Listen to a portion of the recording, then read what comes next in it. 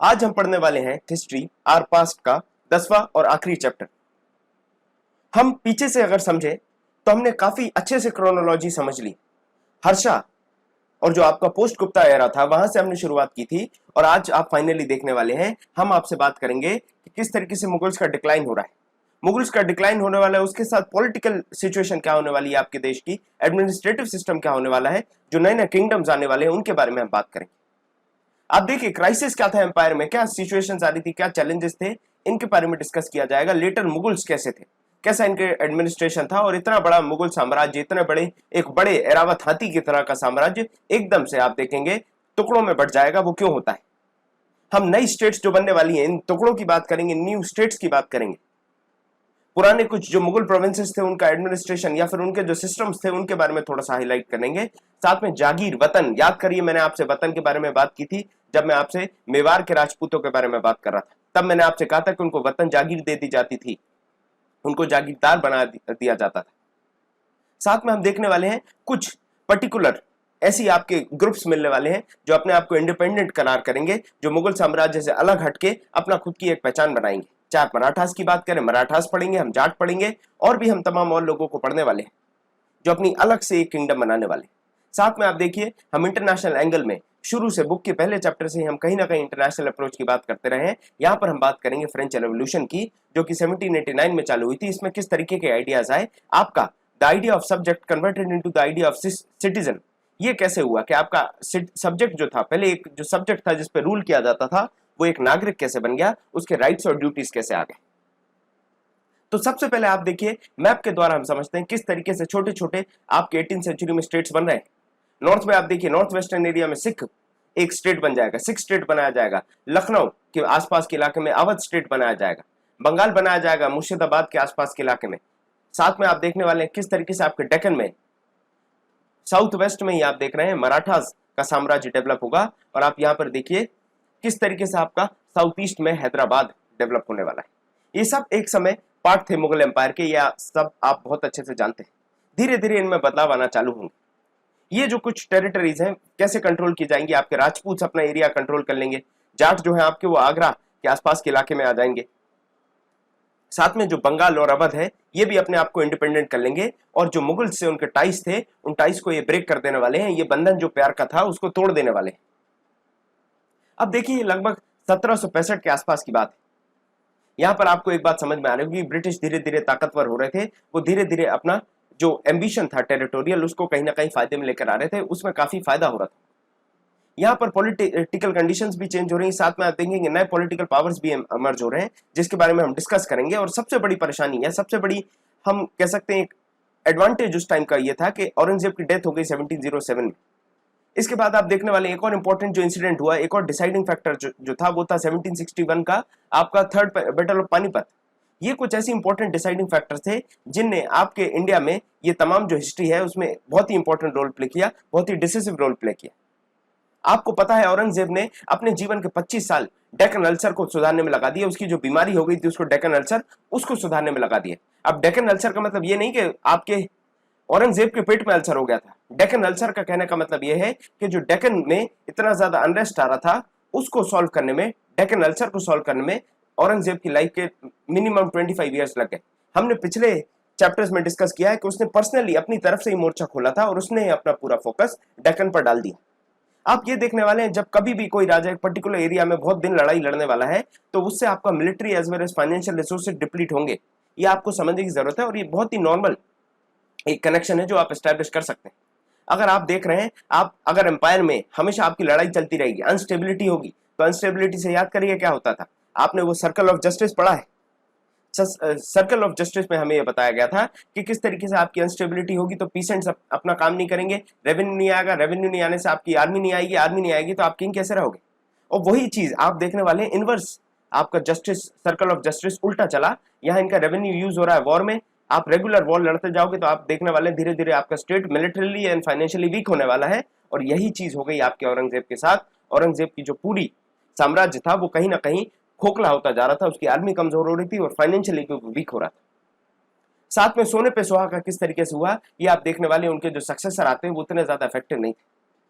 और इस वजह से आप देखने वाले हैं, अगर आप एफिशिएंट नहीं हो, आपके सक्सेसर अगर एफिशिएंट नहीं है, धीरू भाई अंबानी के बाद अगर आप देख रहे हैं, एक तरफ आपको मुकेश अंबानी दिखते हैं, दूसरी तरफ अनिल अंबानी दिखते हैं। एक आदमी जो है कम बढ़ाने का काम कर रहा है, एक आदमी घटाने का काम कर रहा है। यहीं से आप समझ सकते हो कि एफिकेसी होना बहुत जरूरी है सक्सेसर। अगर आपके सक्सेसर एफिशिएंट नहीं है तो आप कितना भी बड़ा साम्राज्य बना ले, वो मिट्टी में मिल जाएगा। इसका बहुत सारा शानदार एग्जाम्पल जो हमें मिल रहा है वो मुगल एम्पायर से मिल रहा है। आप देखिए किस तरीके से डिफिकल्टी आ रही थी। बात के जो आपके मुगल साम्राज्य के जो शासक है, उनको डिफिकल्टी आने वाली है मनसबदारी इकट्ठी करने में, मनसबदारों को मैनेज करने में। याद करिए मनसबदारी सिस्टम में मैंने आपको बताया था किस तरीके से 5,000 का एक मनसब हुआ करता था, 1,000 का मनसब होगा तो उसमें एक बंदे को जमीन दे दी जाएगी, उस जमीन पर उसको जो भी रेवेन्यू आएगा उससे अपना सैलरी वगैरह सोल्जर्स की मेंटेन करनी। यहाँ पर आप देखेंगे मुगल साम्राज्य कमजोर हो रहा है। मनसब को चाहिए रेवेन्यू, रेवेन्यू ये दे नहीं पाएंगे और ये मनसब मेंटेन नहीं कर पाएंगे, मतलब आर्मी मेंटेन नहीं कर पा रहे।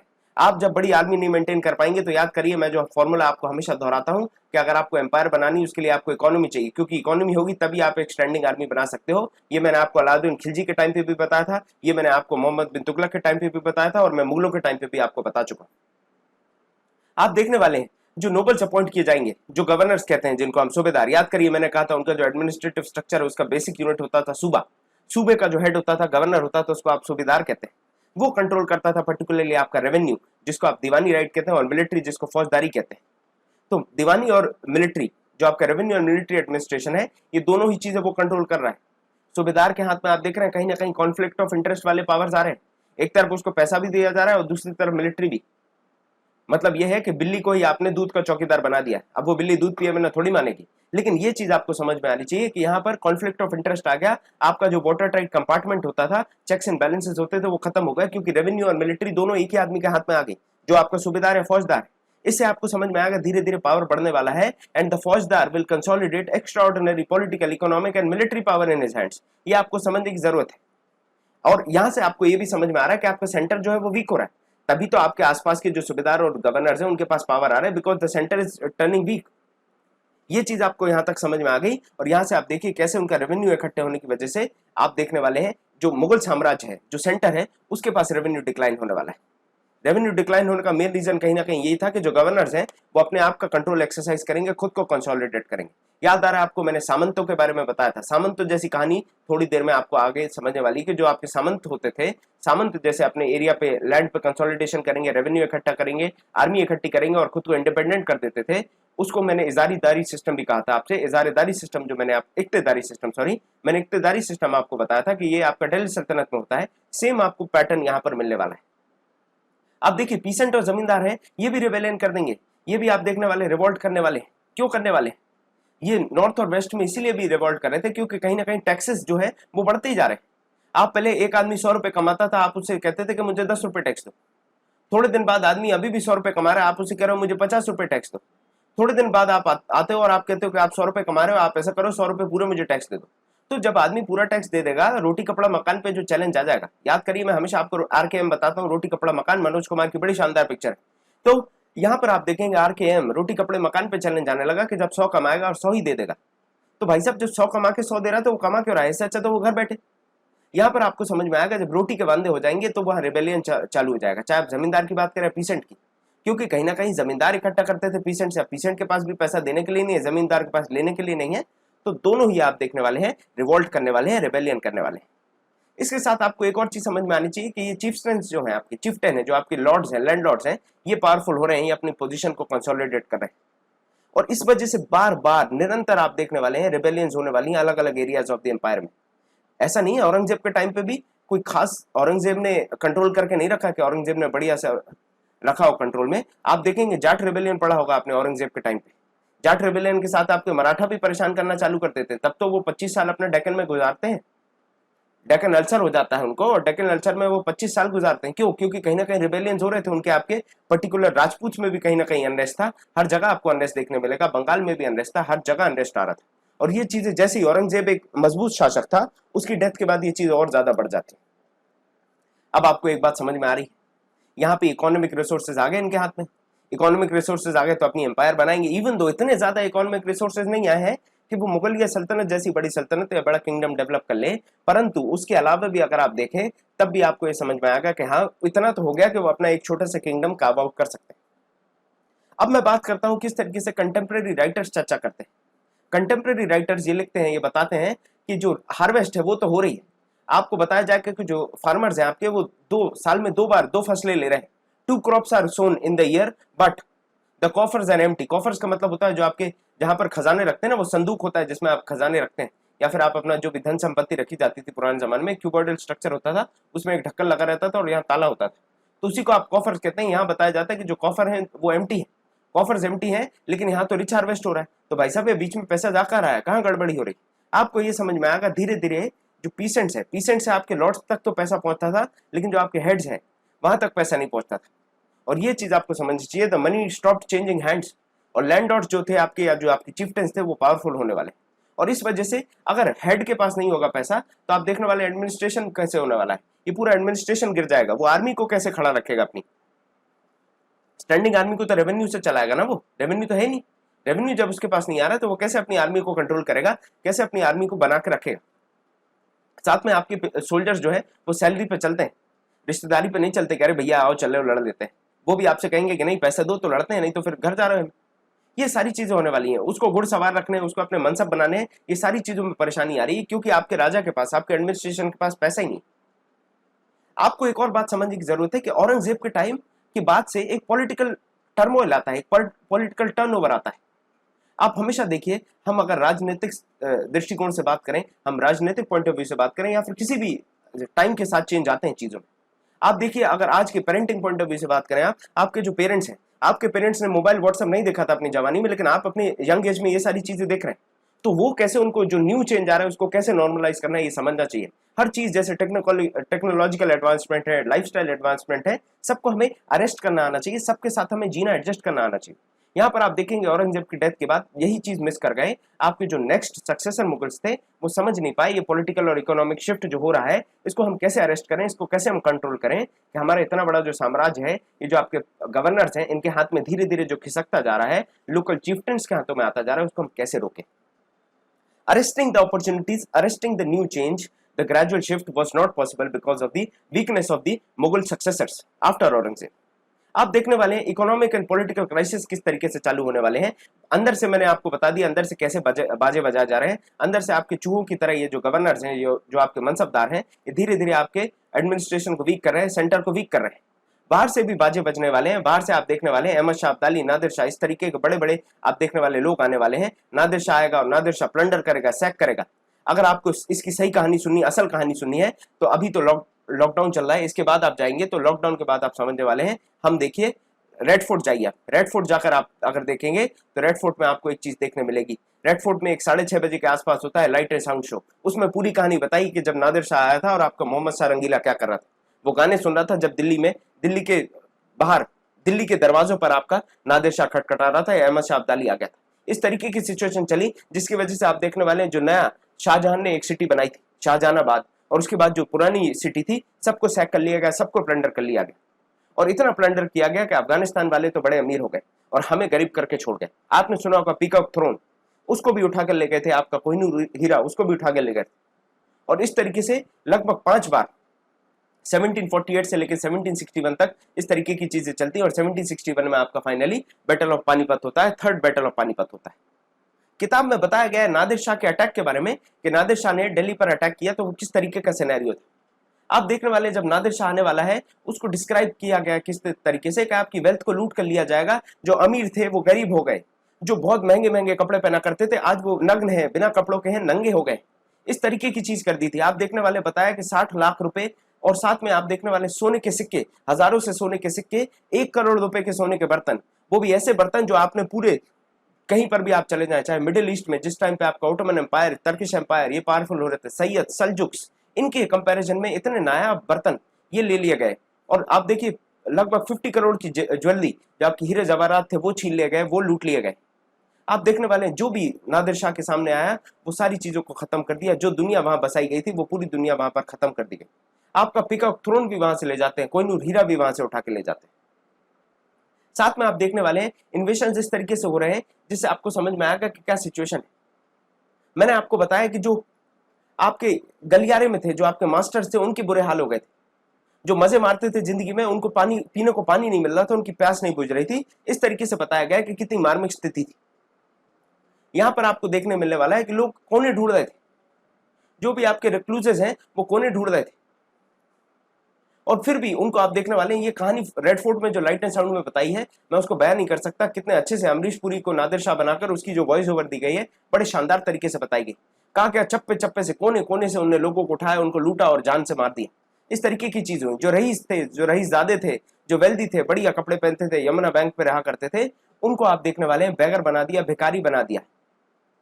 जो अपने कपड़ों का कहते थे कि ये मैंने डिजाइनर से कपड़े खरीदे, ये मान्यवर के कपड़े हैं, सब्यसाची के कपड़े हैं, वो आप देखने वाले वो नंगे हो जाएंगे, उनके पास कपड़े नहीं बचेंगे, वो नग्न हो जाएंगे। उनको इस तरीके से लूटा जाएगा कि उनके तन बदन पे कपड़ा भी ना छोड़ा जाए।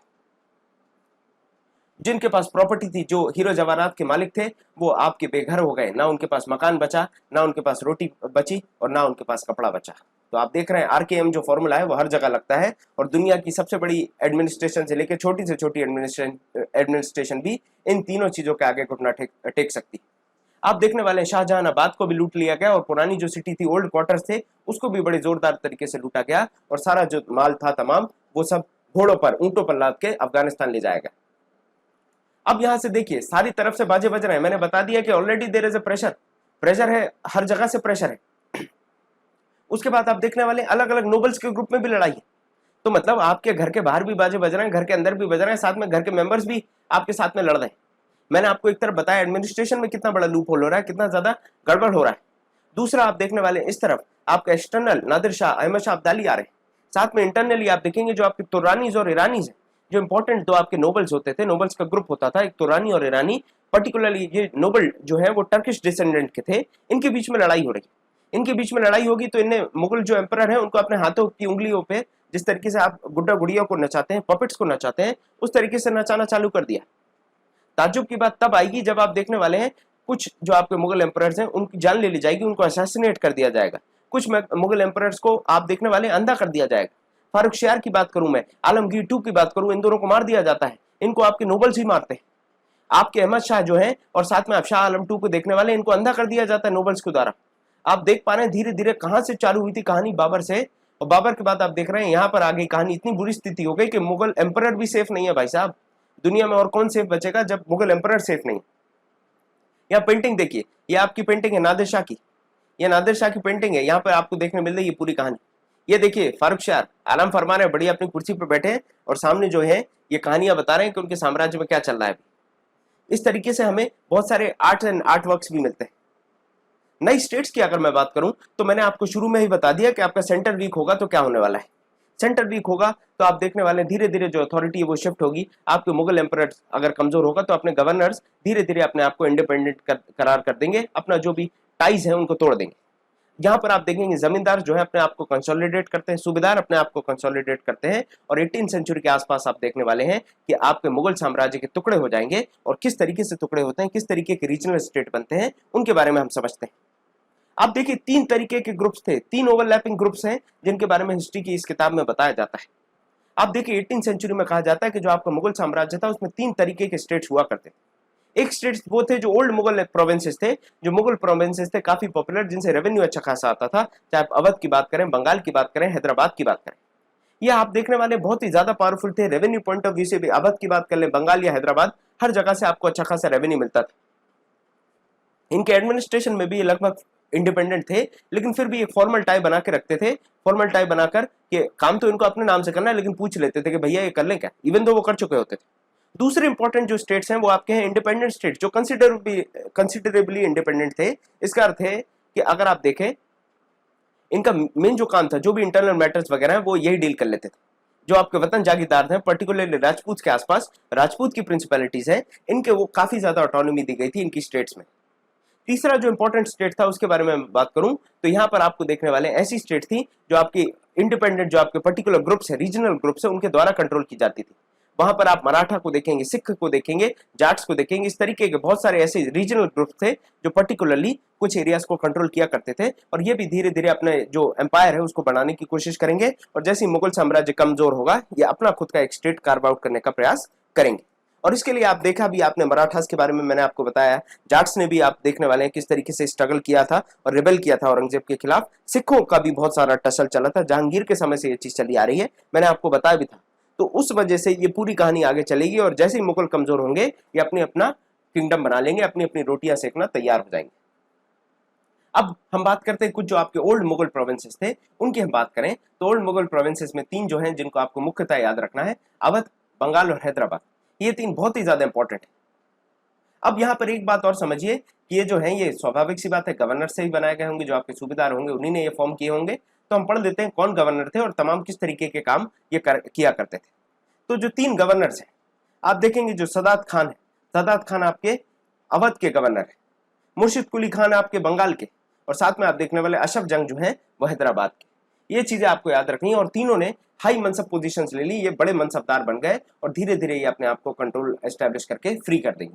जो भी उनकी मनसबदारी के अंडर जो भी पोस्टें आती थी सब उन्होंने अपने दोस्त यारों को बैठा लिया, सब अपने पहचान वालों को बैठा लिया ताकि वो उनका सपोर्ट करें और आगे जाके अपने आप को इंडिपेंडेंट कर देते हैं। आप देखिए असफ जहां की बात करूं अगर मैं आपसे, असफ जहां है या फिर मुर्शिद कुली खान है, यहाँ पर आप देखने वाले इनकी जात जो थी वो 7000 थी। याद करिए जात का मतलब क्या होता है, मैंने आपको जात का मतलब बताया था, मनसबदारी में आप पढ़ते हैं जात अगर आपकी 7000 मनसब की है मतलब आपको 7000 घोड़े रखने पड़ेंगे, 7000 घोड़े रखने या फिर आपको 7000 की फौज रखनी पड़ेगी। उसमें आपकी कैवलरी भी होगी, पैदल पिट्ठू सोल्जर भी होंगे और इस तरीके से आपको पूरे 7000 सोल्जर्स रखने पड़ेंगे। सदात खान जो आपके अवध के हैं उनको 6000 की जात दी गई थी, 6000 मनसब का उनको रैंक दिया गया था। अब हम बात करते हैं स्पेसिफिकली एक एक जगह की। हैदराबाद की अगर हम बात करें तो वहां पर आप देखेंगे निजाम उल मुल्क जो आपके असफ जंग है ये फाउंडर थे हैदराबाद के। इनने आप देखने वाले 1724 से लेकर 48 तक राज किया और ये मान के चलिए one of the most powerful members थे कोर्ट के। कोर्ट में इनका बहुत ज्यादा ताकत था, बहुत सारा वर्चस्व था। ये पर्टिकुलरली फारूक शाह याद करिए जिनको नोबल्स ने मार डाला था, असैसिनेट कर दिया था, उनके टाइम पे ये कंट्रोल में थे। शुरू में ये गवर्नर होंगे अवध के, लेकिन बाद में ये दक्कन में जाएंगे और दक्कन में जाकर ये अपना साम्राज्य बना लेंगे, अपना जो एरिया है उसको कार्व आउट कर लेंगे। इस तरीके से आप देखिए आज के समय जो आपको समझ में आता है ये पूरा हैदराबाद का साम्राज्य ने बना लिया था। यहाँ पर आपको देखने मिलने वाला है जब ये मुगल गवर्नर बनते हैं दक्कन के, उस समय आप देखेंगे 1720 से 22 के आसपास ये अपना पूरा पॉलिटिकल और फाइनेंशियल एडमिनिस्ट्रेशन अपने हाथ में ले लेंगे, अपनी मुट्ठी में कर लेंगे। जो ये घर की चाबियां हैं ये इनके हाथ में आ जाएंगी। साथ में आप देखने वाले हैं जिस तरीके का टर्मोइल चल रहा था, जिस तरीके का कंपटीशन चल रहा था, उसमें फायदा उठाते हैं उस चीज का और जब पावर गैदर कर लेते हैं अपने हाथ में तो ये लगभग अपने आप को इंडिपेंडेंट करार कर देते हैं। ये एक्चुअल रूलर बन जाते हैं, जो मतलब आप कह सकते हैं एक्टिंग रूलर ये बन जाते हैं। यहाँ पर आप देखने वाले हैं असफ जंग के साथ खासियत ये थी कि उनके सोल्जर्स बड़े शानदार थे, बहुत ज्यादा स्किल्ड थे, साथ में उनके एडमिनिस्ट्रेटर्स वगैरह भी थे, वो भी नॉर्थ इंडिया से लेके आए थे। मतलब चुन चुन के इन्हें अपनी फौज बनाई थी, चुन चुन के इन्हें अपने जो ऑफिसर्स हैं उनको अपॉइंट करा था और इसमें इन्हें कहा कि आओ मेरे साथ नॉर्थ से साउथ चलो, साउथ में बहुत ज्यादा अपॉर्चुनिटीज है, हम उसको यूज करेंगे और वहां पर हम अपना खुद का जहां बसाएंगे, उस तरीके की बात की गई। आप देखने वाले जो मनसबदार और जागीरदार भी है उनको भी किस तरीके से ग्रांट किया जाता है, जो आपके नॉर्थ इंडियंस एडमिनिस्ट्रेटर्स आते हैं उनको, नॉर्थ से आपके जो भी एडमिनिस्ट्रेटर आएंगे उनको साउथ में जागीर दे दी जाती है, मनसब दे दिए जाते हैं। ये शुरू में मैंने आपको जैसे बताया कि कहीं ना कहीं अपने आप को मानते थे कि मैं अभी भी मुगलिया सल्तनत का एक मुलाजिम हूं, I am still a servant of the Mughal empire, लेकिन इसके अलावा भी कहीं ना कहीं अपने आप को इंडिपेंडेंट करार कर चुके थे। अपना जो भी है वो डायरेक्शंस तो लेते थे दिल्ली से, लेकिन उसके पहले ही अपना पूरा काम कर चुके होते थे, बस खाना पूर्ति के लिए पूछ लेते थे। आप देखने वाले इन्हें हैदराबाद स्टेट तो बना लिया, लेकिन हैदराबाद स्टेट रेगुलरली आसपास की जो विवाद है उनमें फंसा रहेगा। इस तरफ आप देखिए वेस्ट की साइड आपको मराठा परेशान करने वाले, आप देखिए जो कुछ तेलुगु आपके इंडिपेंडेंट वॉरियर्स थे वो भी कहीं ना कहीं परेशान करने वाले हैं आपको, पर्टिकुलरली जिनको आप नायक कास्ट कहते हैं। इसके अलावा अंग्रेज भी कहीं ना कहीं पावरफुल हो रहे थे, तो जब वो कोलोमंडम कोस्ट में आपके जो असफ जहां है वो अपना कंट्रोल एस्टैब्लिश करने की कोशिश करेंगे। ईस्ट साइड में जो है आपका चेन्नई साइड में जो पड़ता है उसको आप चोरामंडलम कहते हैं और इस तरफ के को आप मालाबार कहते हैं। तो आपके इस वाले एरिया में जब ये अपना कंट्रोल एस्टैब्लिश करने की कोशिश करेंगे तो वहां पर अंग्रेज कहीं ना कहीं परेशान करने वाले हैं, कॉम्पिटिशन फेस करने वाले हैं ये, क्योंकि ये भी पावरफुल हो रहे थे, अंग्रेज भी पावरफुल हो रहे हैं, ब्रिटिशर्स भी पावरफुल हो रहे हैं और साथ में आपके असफ जहां हैदराबाद एज ए प्रोविंस भी पावरफुल हो रहा है। किताब में तारीफ की जाती है, बताया जाता है कि निजामुद्दीन जो आपके हैदराबाद में जो आपके ट्रूपर्स थे, जो आपके सोल्जर्स थे, उनके बारे में बताया जाता है। पर्सनल जो आपके निजाम के ट्रूपर्स थे या निजाम के जो गार्ड थे, पर्सनल बॉडीगार्ड, उनके बारे में बताया जा रहा है। निजाम जो है उसके पास सवारी है 400 हाथियों की। 400 हाथी बहुत बड़ी बात होती है, 400 हाथी हैं और आप देखने वाले हजारों से घुड़सवार हैं। इसके साथ 100 रुपए के आसपास इनको एक नॉमिनल पे मिलती है और ये जो है एक्सट्रीमली माउंटेड है और रिचली कैपेरिसन्ड है। अब कैपेरिसन्ड का मतलब होता है सजा धजा। आप देखते हैं कभी भी आपकी जो आर्मी की ड्रेस होती है वो कितनी डेकोरेटेड रहती है, उसमें आपके तमगे लगे होंगे, जो आपने चक्र प्राप्त किए हैं या जो भी आपने वेलर में जो भी आपकी रैंक है हर चीज दी रहती है। इस तरीके से आपके जो निजाम के पर्सनल ट्रूपर्स थे उनके बारे में बताया जाता है कि इनके पास अच्छे खासे हथियार हुआ करते थे, वेल माउंटेड थे, साथ में इनकी जो ड्रेस होती थी वो वेल डेकोरेटेड होती थी, उसमें इनके बारे में बहुत सारी चीजें पता चलती थी। दूसरा इंडिपेंडेंट जो आपके ओल्ड मुगल प्रोविंसेस से आता है वो है आपका मुगल में अवध। अवध की मैं बात करूं तो अवध में आपको इनका नाम याद रखना जरूरी है, बुरहान उल मुल्क सदात खान। ये भी एक सूबेदार थे, मैंने आपको बताया इनकी जात थी 6000 की जात में इनकी रैंक थी। ये भी लगभग आप देखने वाले हैं 1722 के आसपास अपनी खुद की एक स्टेट बना लेंगे और मुगल से अपना जो नाता है, रिश्ता नाता तोड़ देंगे, बंधन अपना तोड़ देंगे, करण अर्जुन से अलग हो जाएगा। अवध को कहा जाए तो अवध के साथ आप एक चीज देखिए, कहीं ना कहीं वो गंगा प्लेन्स में पड़ रहा है, जो आपका गंगेटिक प्लेन्स है वहां पड़ने वाला है। इससे आपको समझ में आएगा कि आपकी जो जमीन है, जो आपकी सॉइल है वो रिच है, एल्यूवियल सॉइल है, रिच है। इसके साथ आप देखने वाले हैं रेवेन्यू भी बढ़ जाएगा क्योंकि आपकी क्रॉप ग्रोथ अच्छी होने वाली। साथ में आप देखिए जो नॉर्थ इंडिया और बंगाल को कनेक्ट करने वाली जो जगह है, जो सेक्शन है, वो भी आपका अवध है, जिसकी वजह से यहाँ पर ट्रेड एंड कॉमर्स भी बढ़ने वाला है। आप देखिए बुरहान उल मुल्क की, जो मैं आपसे कॉन्फ्लिक्ट ऑफ इंटरेस्ट की बात कर रहा था, वही यहाँ देखने मिलता है। आप देखिए सूबेदारी, दीवानी और फौजदारी, तीनों जो पावर्स थे वो तीनों पावर्स इनके हाथ में थे। सूबेदारी मैंने आपको बता दिया, गवर्नरशिप इनके हाथ में, दीवानी मतलब रेवेन्यू राइट्स भी इनके हाथ में है, और फौजदारी मतलब जो मिलिट्री राइट्स हैं वो भी इनके हाथ में, मिलिट्री पावर भी इनके हाथ में। अब देखिए ये है किस तरीके से आपका जो नॉर्थ से ट्रेड होने वाला है बंगाल में, वो कंट्रोल करने लगे अवध। ये इंपॉर्टेंट फैक्टर था ट्रेड का। साथ में आप देखिए गंगेटिक प्लेन में भी आ रहे हैं, तो कहीं ना कहीं ये फर्टाइल एरिया जो है एल्यूवियल सॉइल का, एल्यूवियल सॉइल से यहाँ पर भी इनको काफी ज्यादा फायदा होने वाला है रेवेन्यू में। ये आपकी पेंटिंग है सदात खान की। अब देखिए किस तरीके से सदात खान ने मुगल इन्फ्लुएंस कम किया। दक्कन में तो हम देख रहे थे कि उन्हें अपने एडमिनिस्ट्रेटर्स और अपने ऑफिसर्स अपॉइंट कर दिए। अवध में आप देखने वाले हैं धीरे धीरे जो भी आपके ऑफिस होल्डर्स थे उन सब की आपकी अपॉइंटमेंट जो है वो कंट्रोल करने लगे, अपॉइंटमेंट अपने हिसाब से कर रहे थे। दूसरी चीज जो जागीर की साइज है वो कम कर दी, जागीर की साइज कम कर दी मतलब जागीरदार कम हो गए, जागीरदार कम हुए, साथ में जो अपने पसंदीदा लोग थे, जो अपने लॉयल लोग थे, लॉयल सर्वेंट्स थे, उनको उन्हें जो खाली जगह है वो देना चालू कर दिया। इस तरीके से उन्हें हर खाने में अपने प्यादे बैठा दिए और इससे इनका जो अवध है ये इंडिपेंडेंट हो गया।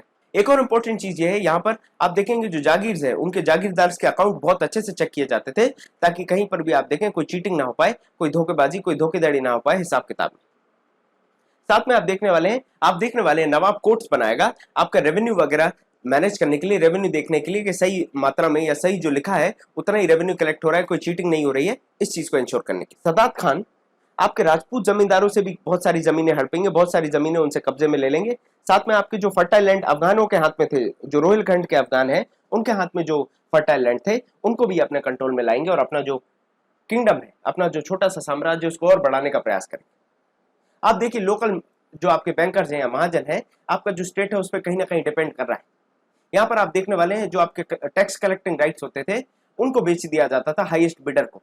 तो जो सबसे ज्यादा टैक्स कलेक्ट करने की बात करेगा, जो आपकी स्टेट को सबसे ज्यादा टैक्स लाके देगा, उसको आप बेच देने वाले हैं। और इसी सिस्टम को आप इजारेदारी कहते हैं। याद करिए मैंने आपसे कहा था इजारेदारी में आपकी ऑक्शनिंग होती है पर्टिकुलर पीस ऑफ लैंड की, और लगभग वही तरीके की चीज हो रही रेवेन्यू फार्मिंग। यहाँ पर आपको एक चीज समझ में आनी चाहिए कि जो आपके लोकल बैंकर्स होते थे वो गारंटी देते थे कि वो जितना उन्हें अमाउंट बताया उतना अमाउंट वो अपने कॉन्ट्रैक्ट में जो लिखा गया उतना वो पे करेंगे आपकी स्टेट को। उसके रिटर्न में क्या मिलता था? असेसमेंट और टैक्स कलेक्शन के लिए फ्रीडम मिलने वाली है। आपको एक और चीज समझ में आएगी कि इस वजह से ये जो फ्रीडम दी जा रही है, जो आपके रेवेन्यू फार्मिंग चालू हो रही है, इससे आपके जो मनी लेंडर्स और आपके बैंकर्स हैं इनका भी कहीं कहीं इंफ्लुएंस बढ़ेगा और स्टेट में इनका भी एक इंपॉर्टेंट रोल आने वाला है। आप देखेंगे पहले ऐसी कहानियां नहीं सुनने मिलेगी, ऐसे लोगों के बारे में ये पर्टिकुलर पोस्ट आपको समझ में नहीं आती थी मनी लेंडर्स और बैंकर्स की, लेकिन आगे जाके ये बहुत ज्यादा प्रोमिनेंट हो जाने वाली है, बहुत ज्यादा इंपॉर्टेंट हो जाने वाली। अब हम तीसरे जो आपके ओल्ड मुगल प्रोविंस है उसकी बात करते हैं, जो है बंगाल। अब देखिए बंगाल मुर्शिद कुली खान के द्वारा बनाया गया, ये एक नायब की तरह अपॉइंट किए गए थे और ये डेप्यूटी गवर्नर थे आपके प्रोविंस में। आप देखने वाले सीधे कभी सूबेदार नहीं बनेंगे, सूबेदार ये सीधे नहीं बनने वाले, लेकिन ये देखने वाले मुर्शिद कुली खान जो है वो धीरे धीरे पावर को कंट्रोल में ले लेते हैं। आप देखने वाले हैदराबाद और अवध की तरह यहाँ पर भी रेवेन्यू एडमिनिस्ट्रेशन जो होने वाला है उसको ये कमांड किया करते थे, और जब रेवेन्यू इनके पास है धीरे धीरे कंट्रोल में लेंगे सारी चीजें। ये जो भी इंपॉर्टेंट आपके जागीरदार हैं जो मुगल साम्राज्य के वफादार थे उनको ओडिशा शिफ्ट कर देते हैं और खुद बंगाल को अपने कंट्रोल में ले आते हैं।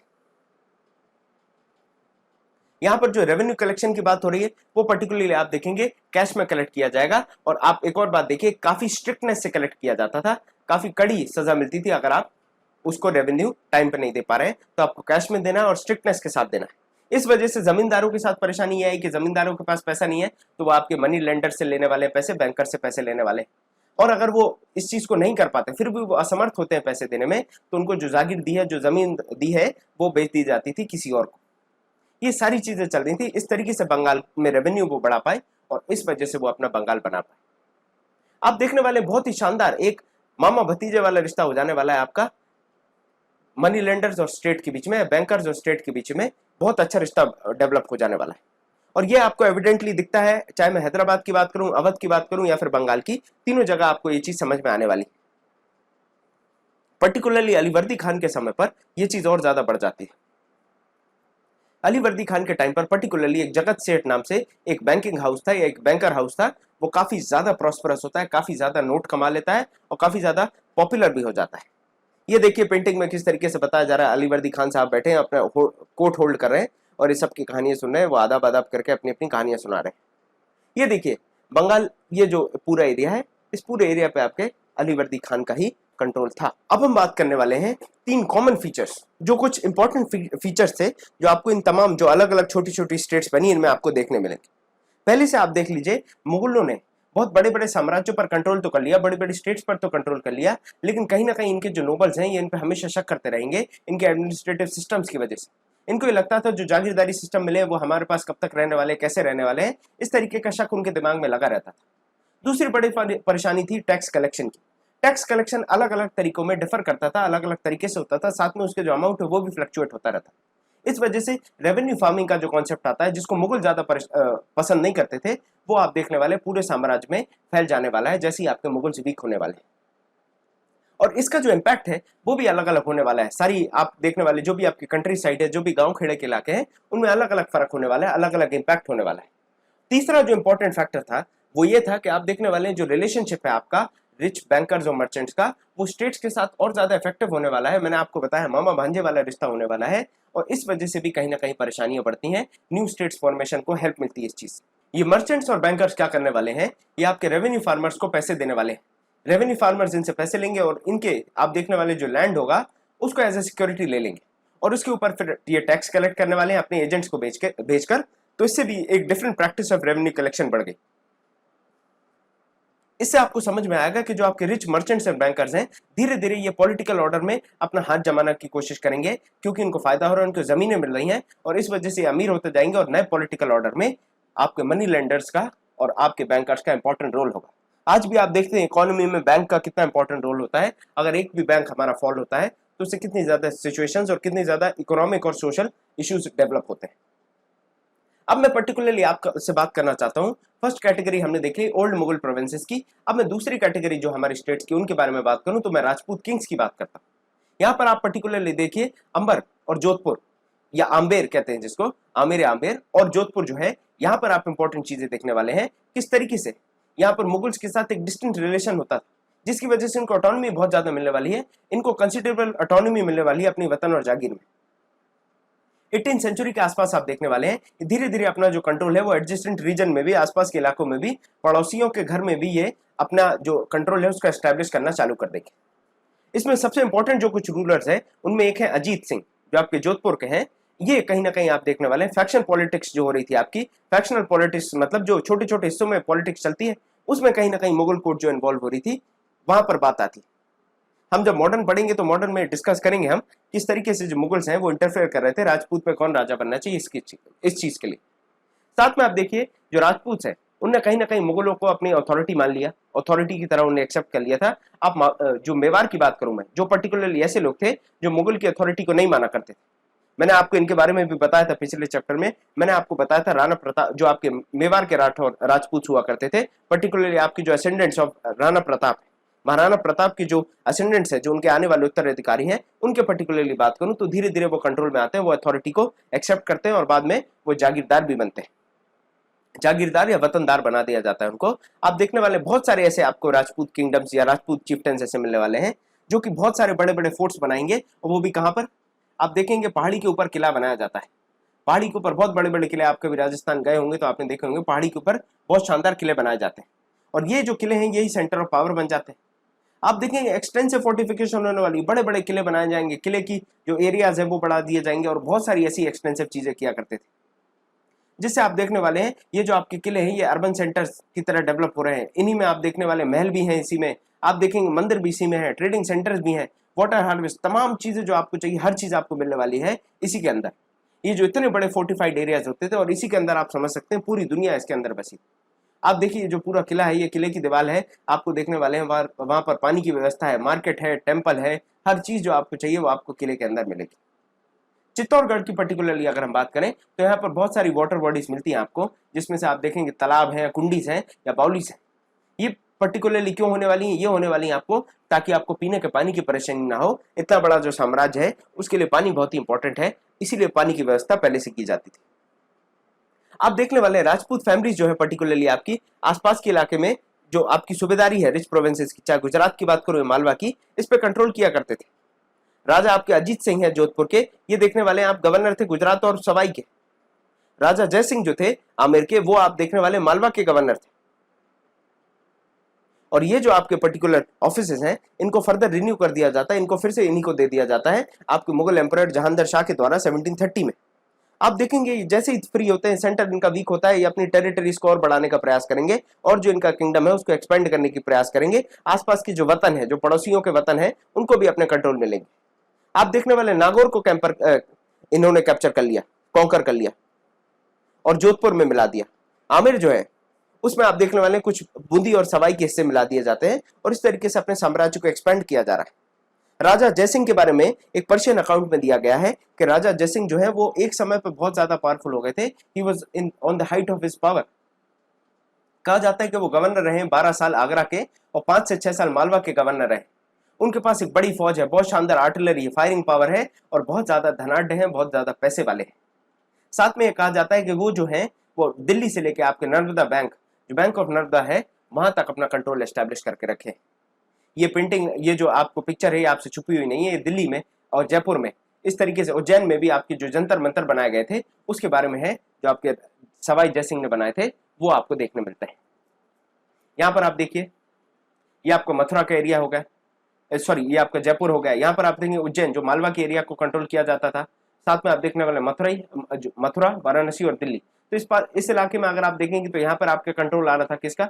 आपके राजपूत का। यहाँ पर आप देखेंगे तो आपके अवध का कंट्रोल आ रहा था। ये इंपॉर्टेंट फैक्टर हो जाता है हमें ध्यान देने के लिए। ये मेहरगढ़ का किला, मैंने आपको बताया था किस तरीके से बड़े बड़े जो आपके हिल्स होते थे, हिल के ऊपर आप बड़े बड़े किले बना दिया करते थे, और यही चीज आपको यहाँ देखने मिलेगी। मेहरगढ़ का किला जो है वो एक पहाड़ के ऊपर, हिल के ऊपर बना दिया गया है। यहाँ पर आपको मैप में मैं जोधपुर भी दिखा रहा हूँ ताकि आपको धीरे धीरे आप मैप से कनेक्ट कर पाए कि हम किस जगह की बात कर रहे हैं। दूसरा जो इंपॉर्टेंट आप कह सकते हैं कि आपकी जो इंडिपेंडेंट स्टेट्स थी, मैंने आपको 2 स्टेट्स के बारे में बता दिया, एक ओल्ड मुगल प्रोविंसेस, दूसरे जो आपके वतन जागीरदार थे, तीसरे मैं आपको बताता हूँ जो एक पर्टिकुलर ग्रुप को बिलोंग करते थे। इसमें हम पढ़ेंगे सिख के बारे में, मराठास के बारे में और जाट्स के बारे में। तो हम पर्टिकुलरली देखें सिख के बारे में, तो मैंने आपको बताया था ये शुरुआती दौर में आप देखने वाले हैं ये सिर्फ एक रिलीजियस सेक्ट हुआ करता था, ये एक ऑर्गेनाइजेशन थी सिंपल सी, लेकिन बाद में धीरे धीरे एक पॉलिटिकल कम्युनिटी की तरह डेवलप होता है 17वीं शताब्दी में।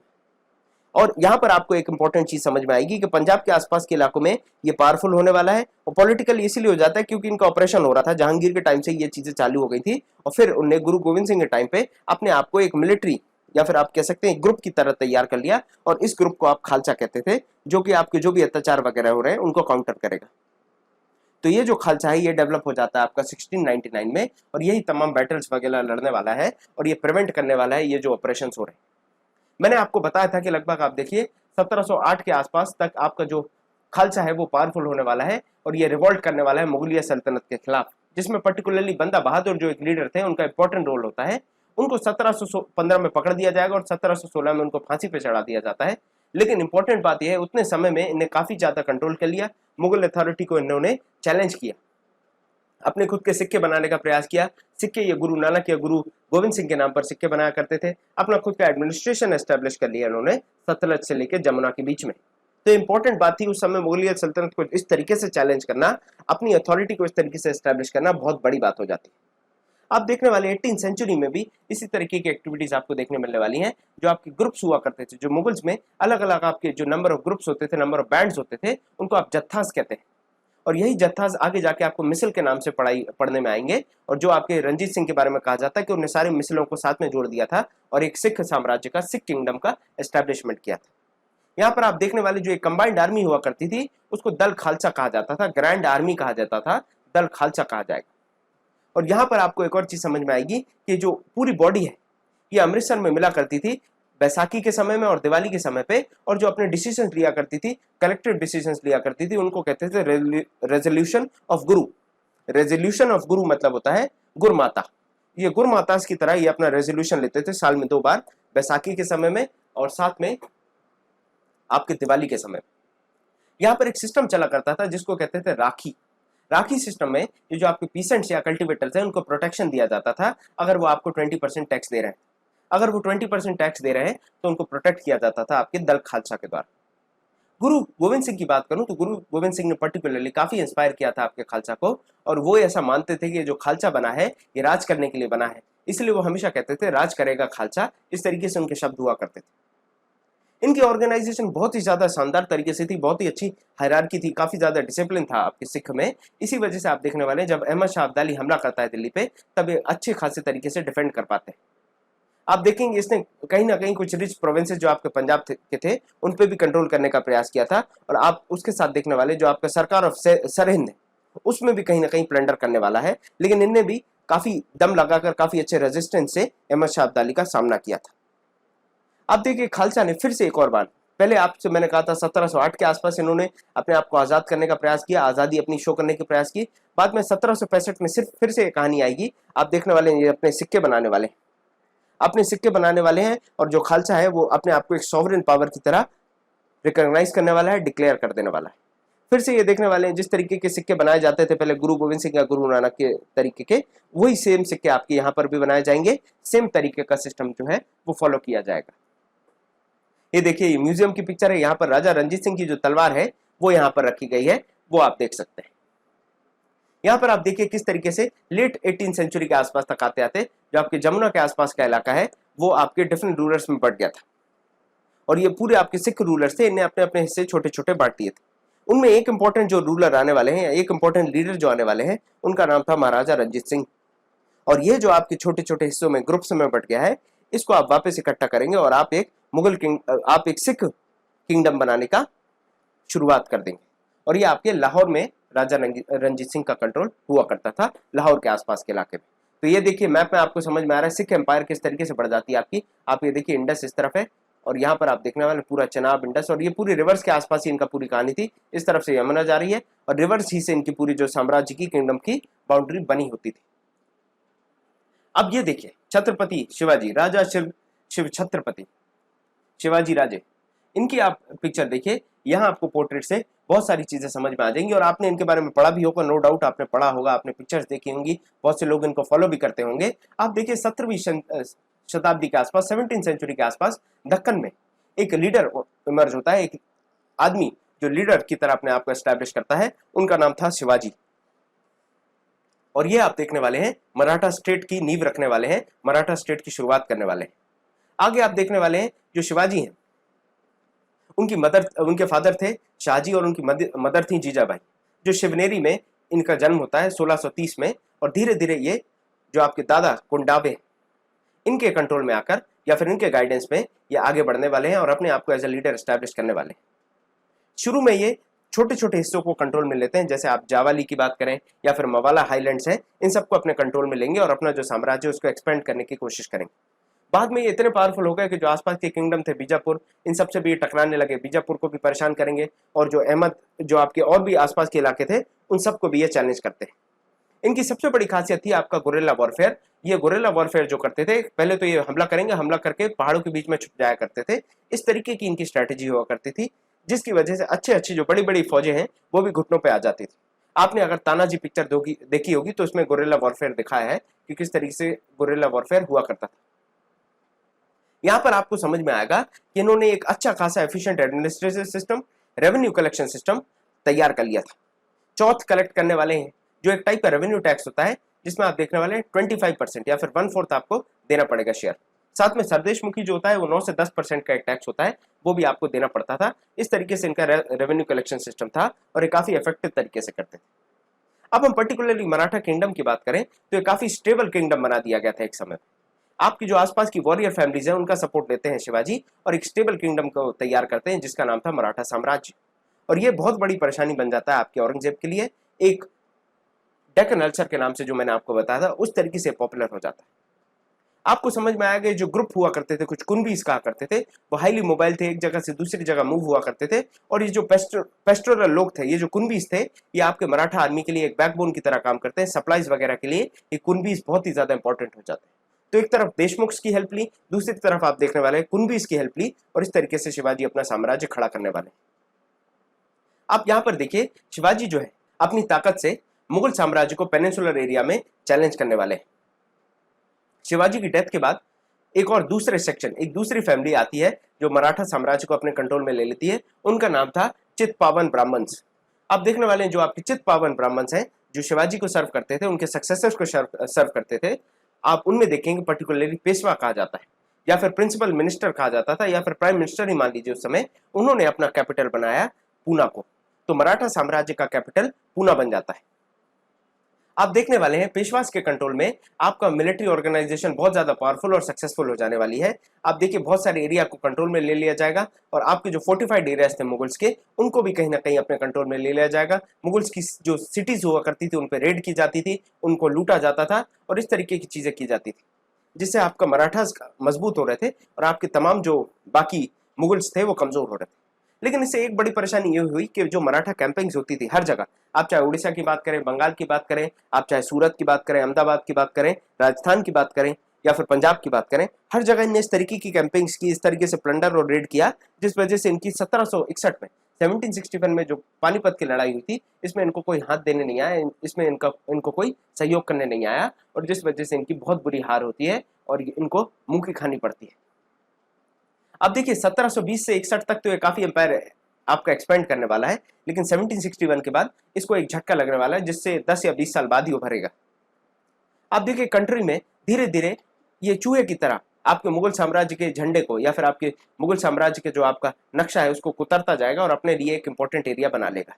ये किया गया था मराठास के द्वारा और ऐसा ही आपके कभी कभी राइटर्स जब लिखते हैं तो ऐसे ही लिखते हैं, क्योंकि शिवाजी के बारे में औरंगजेब जब रेफर करता था तो कहता था दक्कन का चूहा, इस तरीके से कहा जाता, क्योंकि शिवाजी वार करते थे और फिर पहाड़ों में छुप जाते थे। उनको मालूम था हम इतनी बड़ी आर्मी को फेस टू फेस कन्फ्रंट नहीं कर सकते।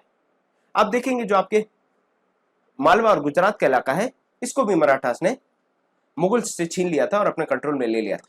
साथ में डेक्कन की बात करूं और भी जगहों में ये अलग अलग टैक्सेस लेते थे, रेड्स करते थे, ये सारी एक्टिविटीज थी इनकी। लेकिन जैसा मैंने आपको बताया इनकी जो रेड्स होती थी, ये रेड आपकी पंजाब में हो या फिर उड़ीसा में, कर्नाटक में, तमिल में, तेलुगु में, ये सारी जगहों में जब होती थी तो इस वजह से इनको कहीं ना कहीं एक इंपॉर्टेंट एलाई नहीं मिल पाया, अच्छे दोस्त नहीं मिल पाए, इनने सबको लूटा। आप देखने वाले इसके अलावा बहुत सारी ऐसी जगह भी थी जो उनके डायरेक्ट कंट्रोल में नहीं थी, फॉर्मली मराठा साम्राज्य में नहीं आती थी, लेकिन वो भी इनको हफ्ता भेजती थी, ट्रिब्यूट भेजा करती थी। ये आपको समझने की जरूरत है। और साथ में आप ये भी समझिए इनकी जो मिलिट्री थी वो बहुत पावरफुल थी और इनके पास पैसा भी काफी अच्छा खासा जुड़ गया था। आप देखिए जैसे मैंने आपको बताया 1761 में इनकी लड़ाई होगी और 1761 में इनकी लड़ाई में कोई इनको हाथ नहीं देने वाला है, क्योंकि इनकी हरकतें ऐसी थी। आपके जो भी तमाम लोग हैं ये हॉस्टाइल थे आपकी मराठा साम्राज्य या मराठा मिलिट्री के खिलाफ, क्योंकि इन्हें बहुत सारे रिसोर्सेज लूटे, बहुत सारी जगह रेड किया और जिसकी वजह से आपको थर्ड बैटल ऑफ पानीपत में कोई हाथ नहीं देने वाला। आगे आप देखेंगे जो आपकी मिलिट्री कैंपेन्स हो रही है वो एडमिनिस्ट्रेशन पे भी इफेक्ट कर रही है और लोकल कंडीशंस आपकी धीरे धीरे देखेंगे किस तरीके की होती हैं कि आपका जो पेशवा एक इंपॉर्टेंट सेक्शन बना हुआ था वो टूट जाता है। अब पेशवा के बाद देखने वाले हैं वो कंट्रोल जो मराठा साम्राज्य का था वो कमजोर होगा और धीरे धीरे अपने लोकल चीफ्स आने वाले हैं, आपके गायकवाड़ आने वाले हैं, आपके सिंधिया आने वाले हैं, आपके भोसले आने वाले हैं। इस तरीके से आपके बहुत सारे लीडर्स आ जाएंगे और वो अपनी अपनी व्यवस्था बना लेंगे। होलकर, भोसले, गायकवाड़ इस तरीके से आने वाले। ये जो सरदार या जो चीफ थे ये अपने अपने एरियाज को रिवाइव करेंगे और इनको कंट्रोल में लेकर आएंगे। आप देखिए जो सिंधियाज हैं वो ग्वालियर में, उज्जैन में कंट्रोल करते थे, गायकवाड़ बड़ौदा कंट्रोल कर रहे हैं, भोसले जो हैं वो पर्टिकुलरली आप देखने वाले हैं नागपुर के आसपास के एरिया को कंट्रोल में लेकर आएंगे। इसी तरीके से और भी एरियाज को कंट्रोल में लाया जाएगा आपके मराठास के द्वारा होलकर्स आपके इंदौर में कंट्रोल कर रहे हैं, और फिर आप देखने वाले ये जो एरियाज हैं इंपॉर्टेंट कमर्शियल और कल्चरल सेंटर्स की तरह आगे बढ़ने वाले हैं। जो नई नई ट्रेड रूट्स बन रही थी वो भी आप देखने वाले कहीं ना कहीं मराठा साम्राज्य के आसपास से निकलती थी, तो इन ट्रेड रूट से भी आप देखने वाले काफी ज्यादा पैसा इनको मिलने वाला है। साथ में एग्रीकल्चर और भी बहुत सारी चीजें रिवाइव करने वाले हैं। आप देखिए जो सिल्क प्रोडक्शन है चंदेरी के एरिया में, ये भी एक तरीके से निकाला गया या फिर इसको सपोर्ट किया गया आपके मराठास के द्वारा।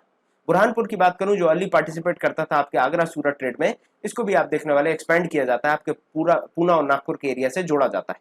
साथ में आप देखने वाले लखनऊ और इलाहाबाद को भी आपके ऐड कर लिया जाएगा ईस्टर्न एरिया में ट्रेड के टाइम पे, ये भी इंपॉर्टेंट सेंटर्स की तरह इमर्ज होने वाले हैं।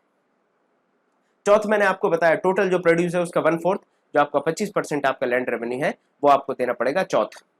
साथ में ये दक्कन में कलेक्ट किया जाएगा, और आपका सरदेश मुखी जो है वो 9 से 10% होता था, और वो आपका जो रेवेन्यू हेड रेवेन्यू कलेक्टर होता था उसका वो 10% होता था, वो भी दक्कन में ही कलेक्ट किया जाएगा। तो आपको सरदेश मुखी और चौथ के बारे में मैंने बता दिया। ये आप देख रहे हैं ये पेंटिंग आपकी बाजीराव वन की है, बालाजी बाजीराव, ये आपकी सॉरी बाजीराव वन की है जो आपने देखा भी होगा, सन ऑफ पेशवा बालाजी विश्वनाथ। तो ये वही है रणवीर सिंह आपके, वो मल्हारी वाले बजने थे धड़क धड़क ढोल ताशे, ऐसा एक गाना भी है इनका, तो वही यही है। और ये काफी कंट्रोल एस्टेब्लिश करते हैं, काफी एक्सपेंड करते हैं विंध्यास में, साथ में मालवा बुंदेलखंड गुजरात, ये हर जगह ये अपना कैंपिंग करेंगे और पुर्तगालियों से भी ये लड़ते हैं। तो ये पूरी कहानी मैंने आपको मराठास की समझा दी, और देखिए किस तरीके से इनका साम्राज्य बढ़ता जा रहा है। ये पूरा अपना पंजाब के आसपास के इलाके में, बंगाल उड़ीसा इस तरफ का पूरा कंट्रोल करते हुए निकलते हैं, अपना साम्राज्य बना लेते हैं। तीसरे और इम्पोर्टेंट एक सेक्शन था वो है आपके जाट्स। अब देखने वाले जाट्स जो है 17 और 18 सेंचुरी के टाइम पे पावरफुल होंगे, और इनमें एक इंपॉर्टेंट लीडर जो थे उनका नाम था चूरामन। ये आपके दिल्ली के वेस्टर्न साइड एक्टिव होते हैं, वेस्टर्न साइड ये अपना एरिया डोमिनेटिंग एरिया बनाते हैं, जो कि आपका दिल्ली और आगरा के आसपास का एरिया ही मान लीजिए। बाद में आप देखने वाले हैं आगरा सिटी को के कस्टोडियन बन जाते हैं, एक तरीके से आगरा सिटी इनका कंट्रोल सेंटर या हेडक्वार्टर बन जाता है। आप देखने वाले हैं काफी ज्यादा एग्रीकल्चर में और बहुत ज्यादा प्रॉस्परस या सक्सेसफुल एग्रीकल्चरिस्ट थे, मतलब ये आप समझिए पीसेंट। इनके आने से इनके टाइम पर आप देखेंगे पानीपत और जो बल्लभगढ़ हैं ये इंपॉर्टेंट सेंटर्स बन जाते हैं आपके ट्रेडिंग के, और यहाँ से आपका रेवेन्यू काफी ज्यादा कलेक्ट होने लगता है। आगे आप देखें तो एक और इंपॉर्टेंट जो लीडर थे उनका नाम था सूरजमल, जिनने अपना भरतपुर के आसपास किंगडम एस्टैब्लिश किया, और ये काफी पॉपुलर लीडर थे आपके जाट्स के। नादिर शाह के टाइम पर आप देखने वाले हैं जो भी इंपॉर्टेंट आपके लीडर्स थे, जो भी नोबल्स वगैरह थे, जो सिटी के नोटेबल्स थे, जो नामी ग्रामी लोग थे सिटी के, वो सब आके यहाँ पर रेफ्यूज लेते हैं, यहाँ पर अपनी जान बचाने के लिए आते हैं, ये भी हमें पता चलता है। आप देखिए जो सन है जवाहर शाह, ये आप देखने वाले 30,000 ट्रूप्स के साथ और भी लोगों को हायर करते थे अपना लड़ाई लड़ने के लिए या फिर अपने प्रोटेक्शन के लिए, जिसमें आप देखने वाले 20,000 मराठा, 15,000 सिख, इस तरीके से अपने ट्रूप्स वगैरह को ये हायर किया करते थे, मतलब मर्सनरीज को भी ये हायर किया करते थे अगर इनकी फौज बड़ी ना हो तो। इसके साथ एक और चीज समझ में आती है हमें कि जो भरतपुर का जो फोर्ट है वो भी काफी आप देखने वाले ट्रेडिशनली काफी अच्छा बनाया गया है, ट्रेडिशनल स्टाइल को फॉलो किया गया। और इसके अलावा आप देखने वाले हैं जो आपका डिग होता है, इस तरीके से आप देखने वाले जो आपके किले वगैरह बनाए जाते हैं उसके पहले जो पानी यानी भरा रहता है उसके आसपास भी काफी शानदार शानदार इन्होंने गार्डन भी बनाए हैं, जो कि स्टाइल कॉपी करते हैं, कंबाइन करते हैं, आपकी आमेर और आगरा की जो दोनों स्टाइल्स हैं उनको कंबाइन किया जाता है और उससे आपके गार्डन्स बनाए जाते हैं। साथ में बहुत सारे आपको आर्किटेक्चरल फॉर्म भी देखने मिलेंगे, और इन बिल्डिंग्स का जो आर्किटेक्चरल फॉर्म है वो आपको शाहजहां के टाइम पे जिस तरीके की रॉयल्टी में उस तरीके आर्किटेक्चर चलता था उसी को कहीं ना कहीं रेप्लिकेट करता हुआ आपको दिखेगा। आपको यह समझना जरूरी है कि सबसे इंपॉर्टेंट जो राजा था जिस समय पे जाट्स का जो किंगडम या जाट का जो पावर है वो चरम सीमा पर पहुंचता है, तो वो थे आपके सूरजमल।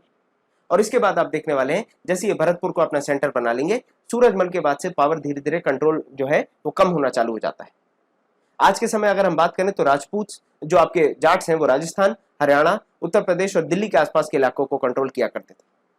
सूरजमल ने बहुत सारे फोर्ट्स भी बनाए, बहुत सारे आपके किले बनाने वाले, बहुत सारे आपके महल बनाने वाले हैं, जिनमें से कुछ हैं जैसे आपके लोहगढ़ फोर्ट है आपका भरतपुर के पास में, जिसको आप स्ट्रॉन्गेस्ट फोर्ट माना जाता है आज के समय में, वो भी आपके सूरजमल के द्वारा जो आपके जाट लीडर थे उनके द्वारा बनाया गया। ये देखिए 18 सेंचुरी का आपको ये देखने मिल रहा है फोर्ट, जिसमें आप देखेंगे बंगला डोम का यूज किया गया है। आपके देखने वाले असेंबली हॉल किस तरीके से बिल्ड किया गया है। बंगला डोम याद करिए, मैंने आपको पिछले क्लासेस में बताया था किस तरीके से आर्किटेक्चरल इनपुट्स आ रहे थे अलग अलग एरिया से। बंगला डोम इस तरीके का हुआ करता है, यहाँ पर आपको ये बंगला डोम हुआ करता है। तो बंगला डोम आप चाहें तो हम जो अर्लियर लेक्चर में हमने डिस्कस किया तो वहां से आप समझ सकते हैं, देख सकते हैं।